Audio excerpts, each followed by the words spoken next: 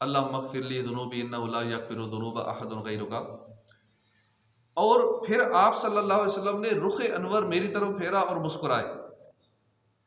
اس پر میں نے بھی وہی سوال پوچھا جو آپ نے مجھ سے پوچھا ہے کہ یا رسول اللہ اس مبارک عمل کی حکمت کیا ہے؟ آپ نے فرمایا کہ علی، جب بندہ اللہ پاک سے معافی مانگتا ہے تو اللہ پاک اس کو دیکھ کے مسکراتا ہے. بس اللہ پاک کے اسی مسکرانے کی وجہ سے میں بھی مسکرا رہا ہوں. سبحان اللہ، کیا بات ہے. اول تو اس روایت میں مولا علی کا انداز دیکھیے، آپ کی ادائے مصطفیٰ کے ساتھ محبت دیکھیے. آپ نے پہلے پورے طور پر وہی نقشہ کھینچا، وہی نقشہ بنایا. آپ سواری پر سوار ہوئے، مولا علی بھی سواری پر بیٹھے. آپ صلی اللہ علیہ وسلم نے مولا علی کو اپنے پیچھے بٹھایا، مولا علی نے بھی حضرت علی بن ربیعہ کو پیچھے بٹھایا. آپ صلی اللہ علیہ وسلم ہررا نامی علاقے کی طرف روانہ ہوئے، مولا علی بھی اسی طرح اسی علاقے کی طرف روانہ ہوئے. آپ صلی اللہ علیہ وسلم آسمان کی طرف آپ نے سر اٹھایا، مولا علی نے بھی آسمان کی طرف سر اٹھایا. آپ صلی اللہ علیہ وسلم پھر مسکرائے، دعائے مغفرت پڑھی سر اوپر اٹھا کے، تو مولا علی نے بھی وہی دعا پڑھی. آپ بھی پیچھے دیکھ کر مسکرائے، حضرت علی کو دیکھ کے مسکرائے، تو حضرت علی بھی اپنے پیچھے بیٹھنے والے علی بن ربیعہ کو دیکھ کے مسکرائے. یعنی پورے کا پورا وہی منظر جو رسول ذیشان صلی اللہ علیہ وسلم کے ساتھ پیش آیا، آپ نے بالکل وہی منظر، وہی ادا پیارے آقا کے اس پہ عمل کیا. مولا علی ہو بہو آپ نے وہی منظر بنایا. پھر آپ نے یہ حدیث پاک بیان فرمایا. سبحان اللہ، یہ صحابہ کی سنتوں سے محبت ہے. مولا علی کی بیان کی حدیث پاک سے معلوم ہوا کہ جب بندہ اللہ سے اپنے گناہوں کی معافی مانگتا ہے تو اللہ پاک اپنے بندے سے بہت خوش ہوتا ہے اور اسے دیکھ کے مسکراتا ہے کہ دیکھو میرا بندہ جانتا ہے کہ اس سے گناہ ہوا ہے، اور یہ بھی جانتا ہے کہ میرے سوا کوئی گناہ بخشنے والا بھی نہیں. تو ہمیں بھی گناہوں کی معافی مانگنے کی عادت بنا لینی چاہیے. معنی پر نظر رکھتے ہوئے ہمیں اللہم اغفر لی، اللہم اغفر لی، اے اللہ میری مغفرت فرما دے، یہ معمول بنا لیں. اور روزانہ زیادہ نہیں تو کم از کم، ویسے تو جتنا زیادہ ہو سکے کم از کم ایک تسبیح 100 بار ضرور پڑھ لینا چاہیے. اللہم اغفر لی، اللہم اغفر لی. اور بھی استغفار کے الفاظ ہیں، استغفر اللہ، استغفر اللہ، یہ پڑھتے رہنا چاہیے. تو انشاءاللہ اللہ کی رضا پانا، قیامت والدین حساب کے بغیر جنت میں جانا آسان ہو جائے گا. استغفار میں بڑی طاقت ہے. ایک مرتبہ امام حسن بصری کے پاس ایک شخص آیا، بارش نہ ہونے کی شکایت کی. آپ نے فرمایا استغفار کرو. دوسرا آیا، اس نے تنگ دستی کی شکایت کی. آپ نے فرمایا استغفار کرو. کچھ دیر گزری، ایک اور شخص آیا، اس نے حصول اولاد کی عرض کی. آپ نے فرمایا استغفار کرو.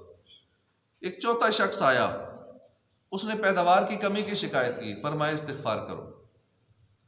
حضرت ربیعہ بن صبی رحمۃ اللہ علیہ وہیں حاضر تھے.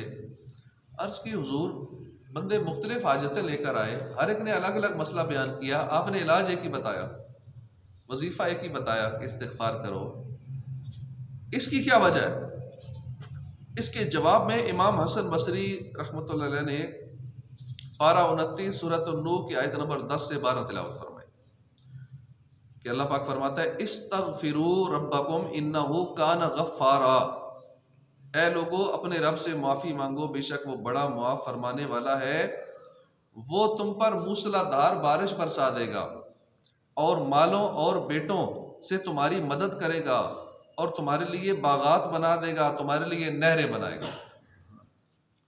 اور تفسیر میں لکھا ہے کہ بہت تجربات سے ثابت ہے کہ اولاد کے اصول، بارش کی طلبی، تنگ دستی سے نجات، پیداوار کی کثرت کے لیے استغفار کرنا، یہ بہترین قرآنی عمل ہے. جب بھی ان مسائل میں سے کوئی مسئلہ ہو تو کثرت سے استغفار کرنی چاہیے. یہ لوگ زمیندار لوگ پریشان ہوتے ہیں، فصل نہیں ہوئی، اتنا خرچہ ہو گیا، فصل نہیں ہوئی، استغفار کتنا کرتے ہو؟ ایک اچھی خاصی تعداد نماز ہی نہیں پڑھتی. تو استغفار کرنا چاہیے. پریشانی ہے، غربت ہے، مالی حالات ٹھیک نہیں، استغفار کی کثرت کرنی چاہیے. اولاد کے اصول کے لیے علاج کرائیں گے، لاکھ روپے خرچ کریں گے، وظیفے دیگر بھی پوچھیں گے ادھر ادھر سے، لیکن استغفار نہیں کریں گے. اولاد چاہیے، استغفار کریں. امام ابو لیث سمرقندی لکھتے ہیں کہ پچھلی قوموں میں ایک شخص تھا، اس نے بہت گناہ کیا. ایک بار اس نے اپنی پچھلی زندگی کے بارے میں سوچا، گناہوں کے بارے میں غور و فکر کیا تو اسے بہت شرمندگی ہوئی. اس نے نادم ہو کر 3 مرتبہ کہا اللہم غفرانک، اللہم غفرانک، اللہم غفرانک، مولا مجھے بخش دے، مولا تیری بخشش، الہی تیری بخشش، اے اللہ تیری بخشش. اسی لمحے اس کی موت ہو گئی، اللہ نے اسے بخش دیا. تو بے حساب بخش کہ ہیں بے شمار جرم، دیتا ہوں واسطہ تجھے شاہ حجاز کا. تو اللہ پاک کی بارگاہ میں استغفار کی بڑی برکتیں ہیں. مثلا اس کی ایک بڑی ہی عظیم برکت یہ ہے کہ اس کی وجہ سے بندے کی تنگ دستی دور ہو جاتی ہے، بندے کا غم دور ہو جاتا ہے. اور تنگی اور غم دور ہو جائے تو کتنا مسئلہ حل ہو گیا. حدیث پاک میں جو ہمیشہ استغفار کرتا ہے اللہ پاک اس کے لیے ہر تنگی سے راستہ نکال دیتا ہے، ہر فکر و غم سے اسے خلاصی عطا فرما دیتا ہے، کوئی نہ کوئی حل نکل آتا ہے اس کی جو بھی پریشانی ہے. اس کی برکت یہ ہے کہ ایسے بندے کو اللہ غیب سے رزق عطا فرماتا ہے. حدیث پاک میں استغفار کرنے والے کو اللہ پاک ایسی جگہ سے رزق عطا فرمائے گا کہ جہاں اس کا گمان بھی نہیں ہوگا. اس کی برکت سے اللہ پاک دلوں کے زنگ کو دور فرماتا ہے. حدیث پاک میں بے شک لوہے کو بھی زنگ لگ جاتا ہے تو ایسے ہی دلوں کو بھی زنگ لگ جاتا ہے. اور اس کی جلا یعنی اس کی صفائی کرنا استغفار ہے. اللہ پاک ہمیں استغفار کی توفیق عطا فرمائے. معاف فضل و کرم سے ہو ہر خطا یا رب، ہو مغفرت پہ سلطان انبیاء یا رب. نبی کا صدقہ صدا کے لیے تو راضی ہو، کبھی بھی ہونا نہ ناراض یا خدا یا رب. تو ایک یہ عمل ہے، باقی انشاءاللہ پھر عرض کروں گا کہ جو اللہ کو خوش کرنے والے کام ہے، جس سے اللہ پاک مسکراتا ہے. تو جب اللہ خوش ہو گیا تو مسئلے سارے حل ہو گئے. اللہ راضی ہو گیا تو دنیا میں بھی مزے، آخرت میں بھی مزے، جنت میں بھی مزے انشاءاللہ. اللہ ہم سے ہمیشہ کے لیے راضی ہو جائے. الحمدللہ.